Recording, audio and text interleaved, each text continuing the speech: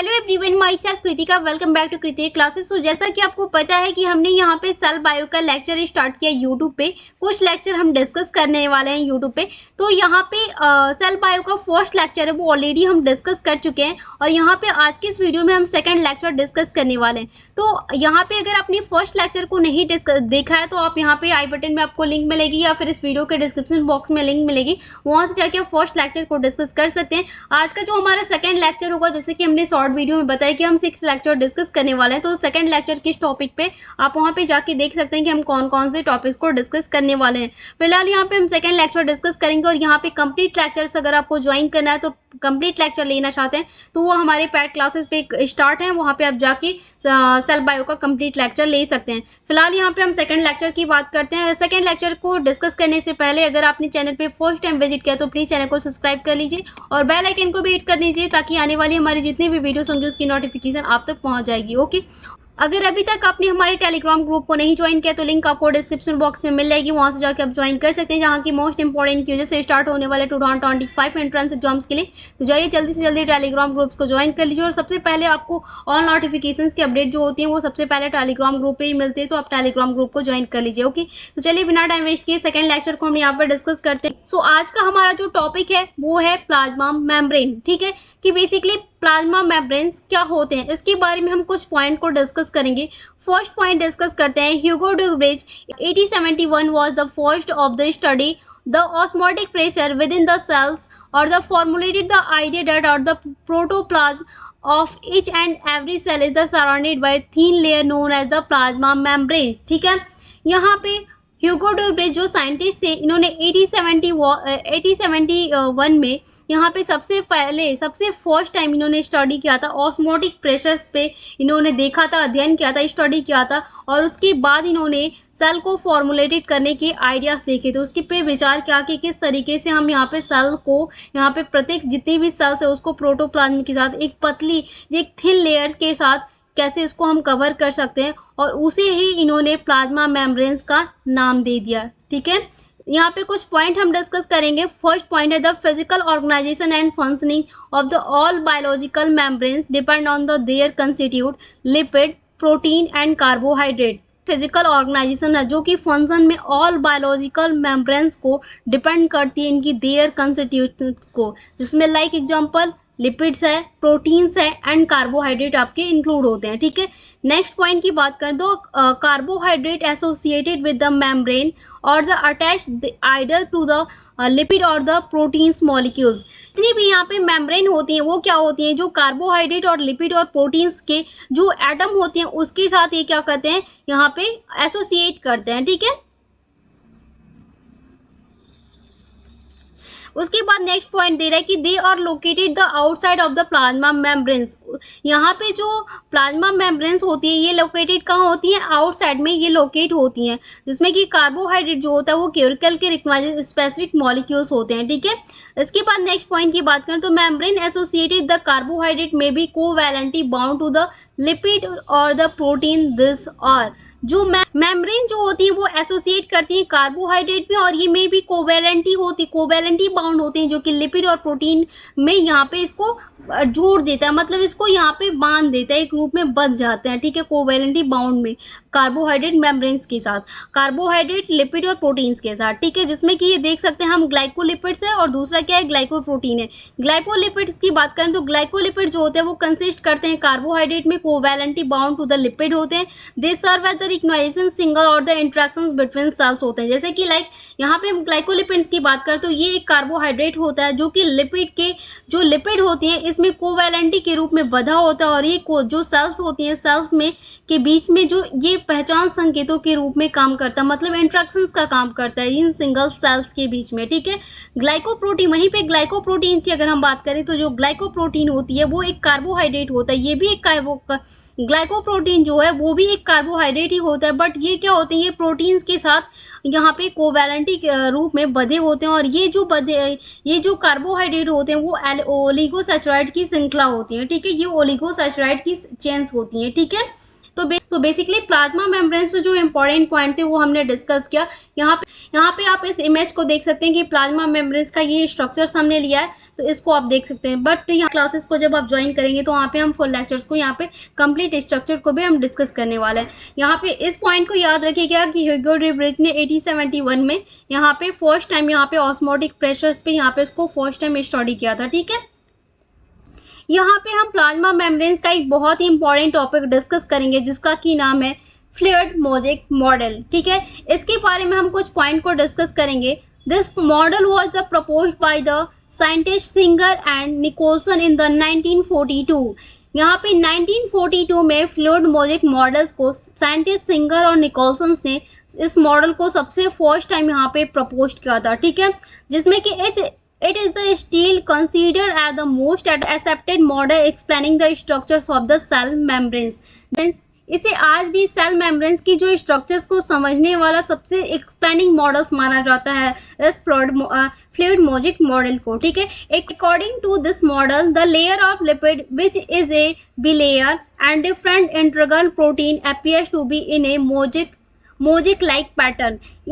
Fluid mosaic models के according जो यहाँ पे लिपिड्स की लेयर थी उसको द्विपरत यहाँ पे विलेयर्स होते हैं। ठीक है, जिसमें कि जो डिफरेंट यहाँ पे काफी डिफरेंट इंटीग्रल प्रोटीन थे जो कि इन्होंने मोजेक लाइक पैटर्न में दिखाई देते हैं। Also the quasi fold nature of the lipid enables the lateral movement of protein within the overall layers। इसमें जो also यहाँ पे quasi-fold natures था उसको यहाँ पे लिपिड में enables किया गया था। lateral movement of proteins के within the overall layers होती है, द्विपरत होती हैं। ठीक है, this in turn indicate the fluidity of the lipid parts। this fluidity of the cell membranes thus help to the interactions। ये help करते हैं interactions में molecules के within the membranes के साथ और फॉर्मेशन करते हैं किसका, इंट्रासेलुलर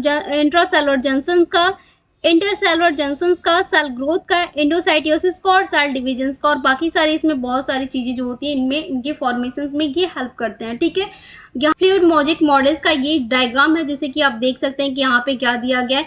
ये जो लेयर्स होती हैं, ये जो यहाँ पे दिया गया है ये आपका ग्लाइकोप्रोटीन होता है।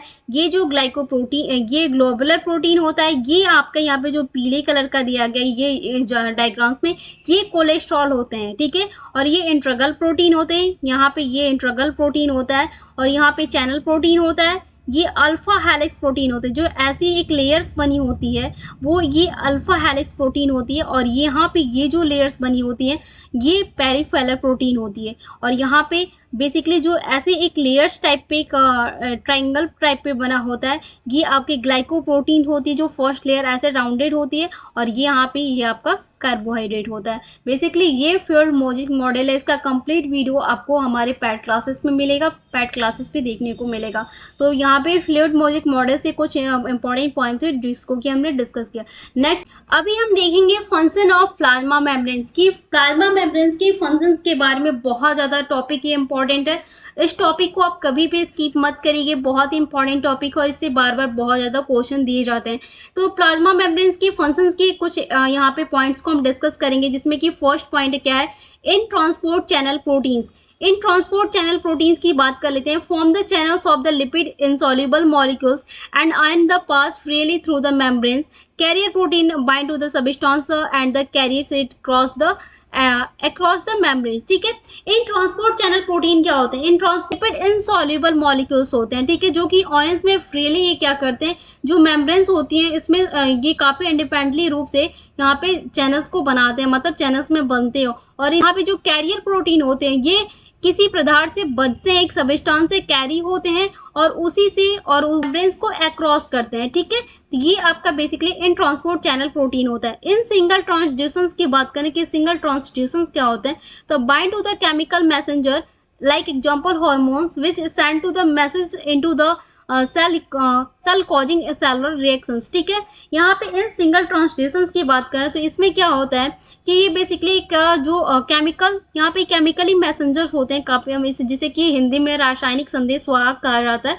इसमें जैसे कि हार्मोन से बंधे होते हैं, ये क्या होते हैं केमिकली जो मैसेंजर होते हैं ये बाइंड होते हैं किसके साथ, हार्मोन्स के साथ होते हैं। और जो सेल्स के साथ यहाँ पे जो सेल्स के साथ एक संदेश देते हैं, एक मैसेज देते हैं जिसे कि सेलुलर रिएक्शंस कहा जाता है। ठीक है, कैटालिसिस की बात करते हैं। कैटालिसिस में क्या दे रहा है, carry out enzymatic reaction right at the membrane when a substrate bind to the active site. यहाँ पे कैटालिसिस में क्या होता है कि जो कैटालिसिस होती है, जब कोई यहाँ पे सबस्ट्रेट जो होते हैं एक्टिव साइट से बचता है तो उसे उस मेम्ब्रेन्स के एंजाइमेटिक उस टाइम पे वो एंजाइमेटिक रिएक्शंस करता है, ठीक है, कैरी आउट होता है, ठीक है। यहाँ पे एज सेल रिकग्नाइजेशन प्रोटीन्स की बात करें तो प्लाज्मा मेम्ब्रेन्स की फंक्शन में इसका एक बहुत ही इंपॉर्टेंट रोल है। फिर से बेसिकली यहाँ पे इन सबका बहुत ही एक इंपॉर्टेंट रोल है, बट इसका कुछ ज़्यादा ही, जिसमें कि glycoprotein and glycolipid or the extra cellular surface serve as the cell recognization tag which species type of cell and individuals. देखो सेल रिकग्नाइजेशन की अगर हम बात करें तो इसमें क्या होता है ना कि जो ग्लाइकोप्रोटीन और ग्लाइकोलिपिड होते हैं, इसमें जो सेल्स होती है ना, इसमें जो इनका एक एक्स्ट्रा सेलुलर सरफेस होता है जो कि ये एक रिकग्नाइजेशन टैग देते हैं, मतलब कि पहचान देते हैं कि इनकी मतलब इनका टैग क्या है, पहचान क्या है, जिसमें कि इनकी स्पीसीज टाइप ऑफ सेल्स और यहाँ पे इंडिविजुअल्स ये सबके साथ मिलके एक ग्रुप में कार्य करते हैं, ठीक है, वर्क करते हैं, ठीक है। और हम एडिशंस की बात करें तो इसमें क्या कुछ पॉइंट दिए गए, जिसमें कि फर्स्ट पॉइंट है attach to the cytoskeleton.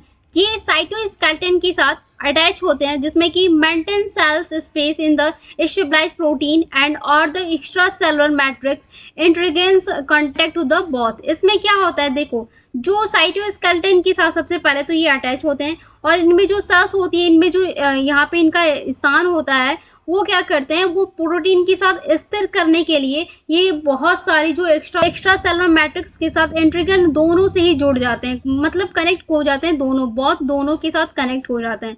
Next point की बात करें, extra cellular matrix protein fibres and the carbohydrate secreted by the cells and the fills the space between to the cells and supported cell in the tissue, ठीक है। Extra cellular proteins की बात करें तो इसमें एक्स्ट्रा सेलुलर मैट्रिक्स में जो proteins होते हैं, इनमें जो कार्बोहाइड्रेट के साथ ये क्या होते हैं, यहाँ पे सिक्रेट करते हैं, ठीक है, और ये सेल्स के बीच में उनमें एक स्पेस भरते हैं, फिल करते हैं, इस स्पेस को यहाँ पे फिल करते हैं, मतलब भर देते हैं, और ये टिश्यू के साथ यहाँ पे जो टिश्यू होती हैं उन टिश्यू में यहाँ पे जो सेल्स के साथ समर्थन करते हैं, मतलब यहाँ पे सपोर्ट करते हैं, इसके लिए पूरा सपोर्ट करते हैं।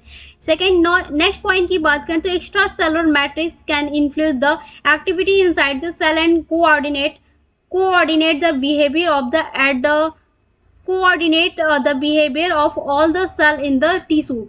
यहाँ पे क्या देता है कि एक्स्ट्रा सेलुलर जो मैट्रिक्स होते हैं, इसमें जो सेल्स के अंदर यहाँ पे काफ़ी सारी जो एक्टिविटी होती है, इनसाइड में यहाँ पे एक्टिविटी होती है, इनकी जो बिहेवियर होती है इसको काफ़ी प्रभावित करता है, और जो टिश्यू के सभी जो सेल्स होती हैं उसके साथ ये बिहेवियर में ये क्या करते हैं, इनके साथ मैच कर जाते हैं, मतलब मिल जाते हैं, ठीक है। बेसिकली प्लाज्मा मेम्ब्रेन्स की फंक्शन से कुछ इंपॉर्टेंट पॉइंट थे जो कि हमने ये डिस्कस किया। ये जो पॉइंट हम डिस्कस कर रहे हैं बहुत ज़्यादा इंपॉर्टेंट है एमएससी जूलॉजी एंट्रेंस एग्जाम्स के लिए। जो भी स्टूडेंट यहाँ पे 25 में यहाँ पे एंट्रेंस एग्जाम देना चाहते हैं, वो यहाँ पे अगर इस कंप्लीट लेक्चर्स को कर लेते हैं तो उनको अदर किसी भी बुक के साथ कुछ भी पढ़ने की जरूरत नहीं पड़ेगी, ठीक है। तो फिलहाल यहाँ पे plasma membranes, fluidologic model, plasma membranes की फंक्शन हमने डिस्कस किया। अभी हम डिस्कस करेंगे इंट्रासेलुलर जंक्शन प्रोटीन। यहाँ पे इंट्रासेलुलर जंक्शन प्रोटीन से हम कुछ इंपॉर्टेंट पॉइंट डिस्कस करेंगे, जिसमें कि कुछ पॉइंट हम डिस्कस करेंगे। फर्स्ट पॉइंट है this proteins bind cell together. ये प्रोटीन टुगेदर मतलब साथ में ये बाइंड सेल काम करते हैं, जिसमें कि फर्स्ट हम डिस्कस करेंगे टाइट जंक्शंस को। टाइट जंक्शंस क्या है, जिसमें कि टाइट जंक्शन जो होते हैं वो trans membranes protein of opposite cells attach in a tight zipper like fashions. No leakage is found. Example intestine, kidney, epithelial of skin. इसमें टाइट जंक्शन की बात करें, जो ट्रांस मेम्ब्रेन्स प्रोटीन होते हैं वो अपोजिट सेल में अटैच होते हैं टाइट जीपर लाइक फैशंस। नो यहाँ पे लीकेज इसमें फाउंड नहीं होता है, इसमें नो लीकेज फाउंड होता है, ठीक है। लाइक एग्जांपल्स इंटेस्टाइन जैसे कि किडनी, और यहाँ पे एपिथेलियम ऑफ स्किन में ये होता है, ठीक है। नेक्स्ट है आपका डीमोसोम्स। डीमोसोम्स की बात करें तो cytoplasmic flaps of the two cells bind with the aid of the intermediate filament of the keratin. It allows the stretching. Example stomach, bladder and heart. इसमें क्या होता है, जो डीमोसोम्स होते हैं इसमें साइटोप्लाज्मिक में फ्लैक्स में 2 सेल्स होते हैं जो कि बाइंड होते हैं एट इंटरमीडिएट फिलामेंट के साथ और केराटिन्स के साथ, जिसमें कि ये अलाउ करते हैं स्ट्रेचिंग को, जिसमें कि स्टमक, ब्लैंडर और यहाँ पे हार्ट होता है, ठीक है। नेक्स्ट यहाँ पे पॉइंट की बात करें, गैप जंक्शन की बात करें। गैप जंक्शन क्या है? Channel proteins of the opposite side join together providing the channel of the ion, sugar, amino acid and other small molecules to the pass through it allow the communication between the cells. जिसमें कि like example है heart muscles and animals embryo. जिसमें कि देखो क्या दे रहा है, गैप जंक्शन में क्या दे रहा है कि जो चैनल प्रोटीन्स होते हैं वो अपोजिट साइड में यहाँ पे ज्वाइन होते हैं टुगेदर, ये साथ में यहाँ पे अपोजिट साइड में ही ज्वाइन होते हैं। और इनकी जो प्रोवाइडिंग सेल्स होती है वो आयंस में, शुगर में, एमिनो एसिड में एंड अदर स्मॉल मॉलिक्यूल्स में पास थ्रू होती है। और ये अलाउ करते हैं कम्युनिकेशंस के बिटवीन सेल्स में, मतलब इनकी सेल्स के बिटवीन ये कम्युनिकेट करते हैं, ठीक है। जिसमें कि like example heart muscles and animal embryo होता है, ठीक है। उसके बाद हम बात करेंगे इंट्रासेलुलर जंक्शन, इंट्रासेलुलर ऑर्गेनेल्स की बात करेंगे। अभी हमने इंट्रासेलुलर जंक्शन प्रोटीन की बात की, अब हम इंट्रासेलुलर ऑर्गेनेल्स की बात करें तो इसमें कुछ पॉइंट है जिसमें कि the eukaryotic cell is the composed of a number of organelles, some of the which are membrane bound like mitochondria, chloroplast, nucleus, endoplasmic reticulum, Golgi bodies and will other or non membranous, ठीक है। Intracellular organelles जो होते हैं वो eukaryotic cells में compost करते हैं। ये जो होते हैं इंट्रासेलुलर का ऑर्गेनेल्स होते हैं, ये बेसिकली यूकैरियोटिक सेल्स में ही कंपोस्ट करते हैं। इनका जो नंबर ऑफ ऑर्गेनेल्स होता है वो बेसिकली सम विच मेम्ब्रेन्स को बाउंड करता है, लाइक यहाँ पे माइटोकॉन्ड्रिया भी होती है, क्लोरोप्लास्ट भी होता है, न्यूक्लियस होता है, एंडोप्लाज्मिक रेटिकुलम्स होता है, गोल्जी बॉडीज होती है, और ये अदर ये नॉन मेम्ब्रेनस होते हैं। कैसे होते हैं? नॉन मेम्ब्रेनस होते हैं। तो यहाँ पे देख सकते हैं कि इंट्रासेलुलर जंक्शन प्रोटीन में हमने 3 जंक्शंस को पढ़ा, टाइट जंक्शन, डिमोसोम्स और गैप जंक्शन को। और इंट्रासेलुलर ऑर्गेनेल्स क्या होते हैं इसके बारे में भी हमने देखा। अगर ये है आपका टाइट जंक्शन का डायग्राम से आप इसे देख सकते हो कि ये टाइट जंक्शन कैसा है।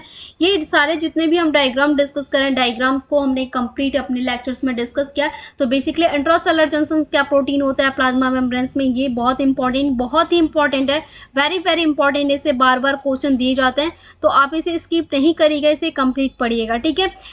तो यहाँ पे प्लाज्मा मेम्ब्रेन से जितने भी इंपॉर्टेंट पॉइंट थे वो सारा पॉइंट हमने इस वीडियो में डिस्कस किया है। तो आई जस्ट होप कि आपको ये वीडियो पसंद आएगा।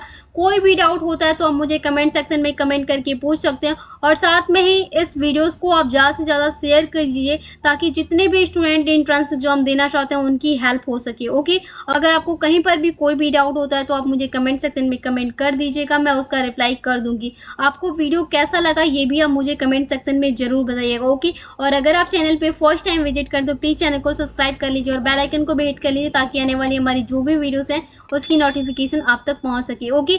और ओके, सो मिलते हैं जल्द ही नेक्स्ट वीडियो में। तब तक के लिए thank you, thanks for the watching.